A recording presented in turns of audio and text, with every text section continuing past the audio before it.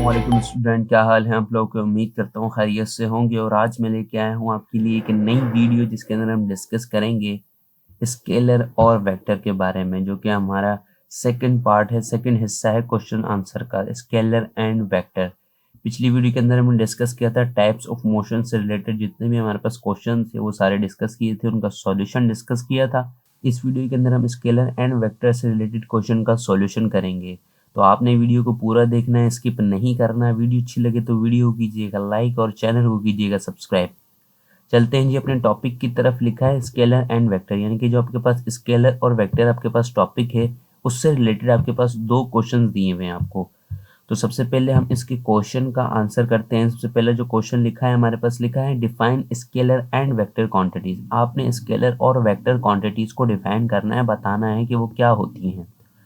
तो चलें इसका आंसर देते हैं। आप बुक के पेज नंबर स्केलर और वेक्टर के टॉपिक पे चलते हैं, जो कि बुक का पेज नंबर है 44। दूसरे चैप्टर का चौथा टॉपिक है हमारे पास स्केलर क्वांटिटीज। आपको बुक के पेज नंबर 44 पे मिल जाएगा ये स्केलर और वेक्टर। तो आइए इसको एक्सप्लोर करते हैं। स्केलर और वेक्टर होते क्या है। लिखा है all physical quantities are divided into two types. जितनी भी हमारे पास फिजिकल क्वांटिटीज हैं उनको डिवाइड किया गया है दो टाइप्स के अंदर, दो किस्मों के अंदर डिवाइड किया गया है। Basis of information required to describe them completely. जो उनके पास हमारे पास उनसे रिलेटेड जो हमारे पास इंफॉर्मेशन है, ताकि हम उस इंफॉर्मेशन को के ज़रिए उनको कम्प्लीटली डिस्क्राइब कर सकें। अब वो कौन कौन सी हैं, एक तो स्केलर है, दूसरी है वेक्टर। ये दो टाइप है जिनके अंदर हमने इसको फिजिकल क्वांटिटीज़ को डिवाइड किया है। अब सबसे पहले बात करते हैं स्केलर की, कि स्केलर किसे कहते हैं। नीचे पैराग्राफ लिखा है, इसको एक्सप्लोर करते हैं। लिखा है there are certain physical quantities that can be describe through their magnitude and suitable unit. हमारे पास कुछ सर्टेन फिजिकल क्वांटिटी ऐसी हैं जिनको डिस्क्राइब करने के लिए हमें ज़रूरत पड़ती है उनके मैग्नीट्यूड की एंड सुटेबल यूनिट की, यानी कि उनको डिस्क्राइब करते हुए हमारे पास ये दो चीज़ें होती हैं सिर्फ। This information is enough to describe them. ये इन्फॉर्मेशन काफ़ी है उनको डिस्क्राइब करने के लिए, बताने के लिए। For example the mass of a watermelon is 3 kg। जैसे कि मिसाल के तौर पे आप ले लें, जैसे कि हमारे पास जो तरबूज होता है, वाटरमेलन जो होता है, हमने तरबूज ले लिया, जो वाटरमेलन है वो एक 3 kg का वाटरमेलन है। Where 3 is the magnitude and kg is the suitable unit. 3 क्या है हमारे पास, मैग्नीट्यूड है, और kg हमारे पास क्या है, उसका सुटेबल यूनिट है। तो इसके अंदर दोनों चीज़ें आ गई, मैग्नीट्यूड भी आ गया, डायरेक्शन भी आ गया।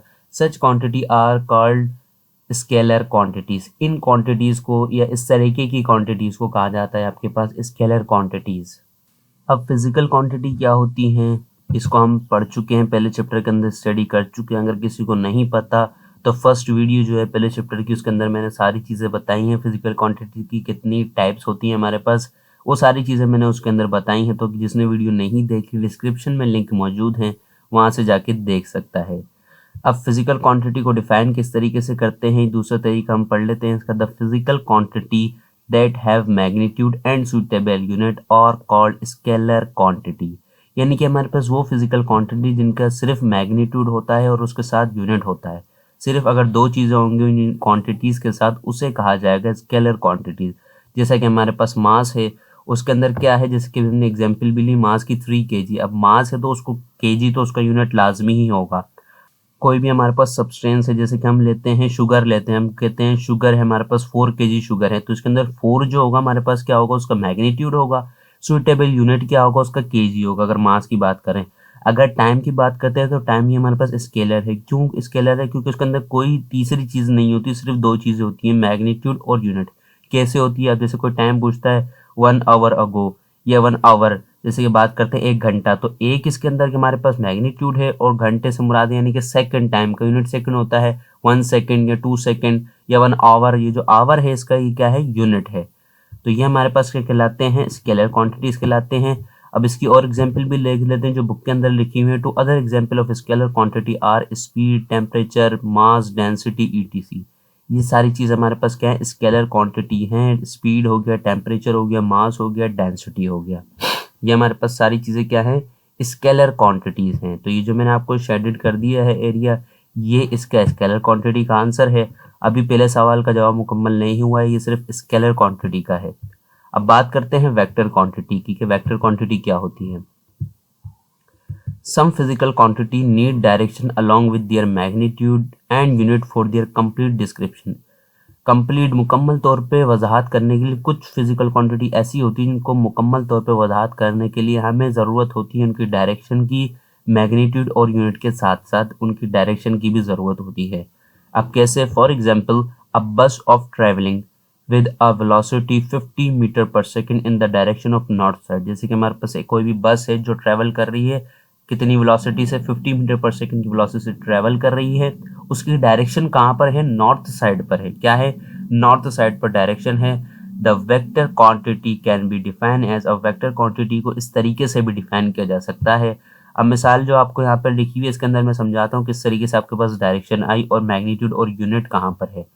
तो हमारे पास वेलोसिटी दी गई थी 50, तो 50 हमारे पास क्या है? वेलोसिटी है। तो ये जो 50 वेलोसिटी के अंदर 50 मीटर पर सेकंड जो वेलोसिटी है इसके अंदर जो 50 है मैग्नीट्यूड है और मीटर पर सेकंड क्या है? इसका यूनिट है। और डायरेक्शन क्या है इसकी? नॉर्थ साइड पे। तो तीनों चीज़ें आ गई हमारे पास। ये हमारे पास कहलाएगी वेक्टर क्वांटिटी।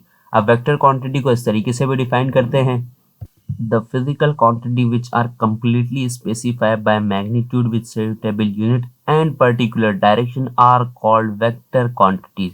ऐसी फिजिकल क्वांटिटीज जिनको मुकम्मल तौर पे हम बताएं उनके मैग्नीट्यूड के ज़रिए, यूनिट के ज़रिए और उनकी डायरेक्शन के ज़रिए, उससे कहते हैं हम वेक्टर क्वांटिटीज़। फॉर एग्जांपल, जैसे कि आपके पास नीचे एग्जांपल भी लिखी हुई है, जैसे कि हमारे पास फोर्स है, एक्सेलरेशन है, मोमेंटम है, टॉर्क है, are the example of vector quantity. ये क्या हमारे पास क्या है? एग्जाम्पल है वेक्टर क्वांटिटीज की। जो फोर्स के अंदर भी डायरेक्शन की जरूरत होती है, बगैर डायरेक्शन के हम फोर्स नहीं लगा सकते। एक्सेलरेशन में भी डायरेक्शन होती है, मोमेंटम भी के अंदर भी डायरेक्शन इंक्लूड होती है। टॉर्क होता है जिसे हम टर्निंग इफेक्ट वो फोर्स पढ़ते हैं, इसके अंदर भी डायरेक्शन होती है। मैग्नेटिक फील्ड भी डायरेक्शन वाइज होती है। तो इस वजह से ये सारी चीज़ें ऐसी जिनके अंदर डायरेक्शन मौजूद है यूनिट और मैग्नीट्यूड के साथ साथ। तो ये हमारे पास क्या है? वेक्टर क्वांटिटीज हैं।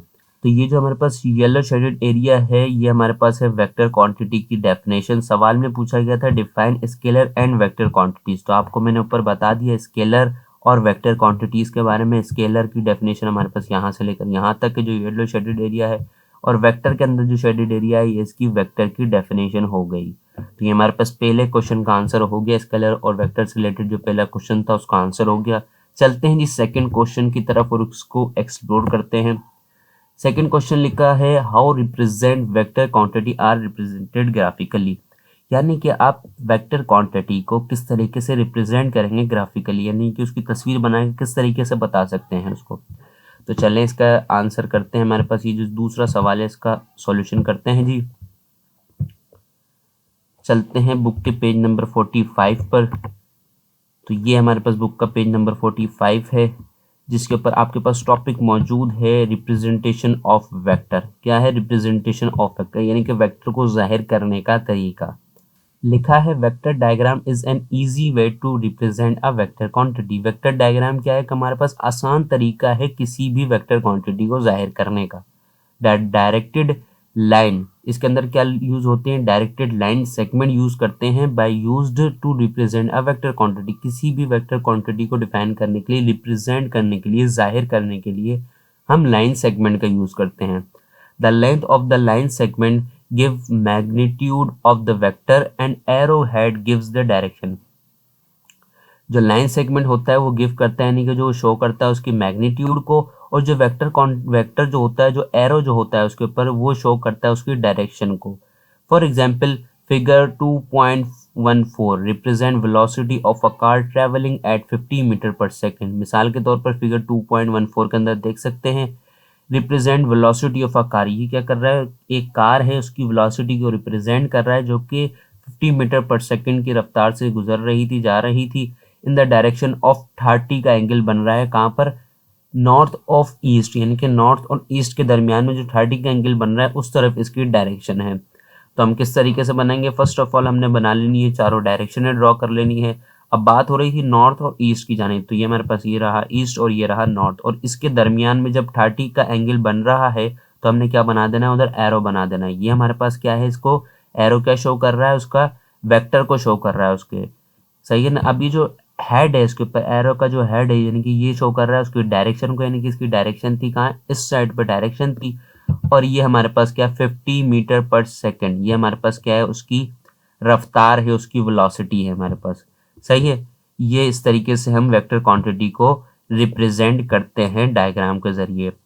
तो ये हमारे पास है रिप्रेजेंटेशन ऑफ वेक्टर क्वांटिटी। जो आपके पास येलो हाईलाइट हुआ है एरिया, ये आपका दूसरे क्वेश्चन का आंसर है, जिसके अंदर हमने बता दिया कि वेक्टर क्वांटिटी को डायग्राम के जरिए किस तरीके से हम डिफाइन करेंगे। सही है। अब इसके अंदर आपको डायग्राम बनाना ज़रूरी है। इसका आंसर जो है पूरा ही पैराग्राफ होगा, इसके अंदर से कोई शॉर्ट नहीं हो सकता। तो इस वजह से मैंने आपको कंप्लीट इसको डिफाइन कर दिया अच्छी तरीके से। वैसे पेपरों के अंदर ये मुश्किल आता है, सवाल बहुत ही कम होता है सवाल ये आने का, लेकिन अगर आ जाए तो आप इसको इस तरीके से डिफाइन कर सकते हैं। बिल्कुल सिंपल है। आई होप कि आपको समझ में आ गया होगा। अगर वीडियो का पार्ट अगर आपको नहीं समझ में आया कोई, तो आप कमेंट बॉक्स में कमेंट करके पूछ सकते हैं। वीडियो अच्छी लगे तो वीडियो कीजिएगा लाइक और चैनल को कीजिएगा सब्सक्राइब। मिलते हैं जी नेक्स्ट वीडियो में, तब तक के लिए अल्लाह हाफिज़।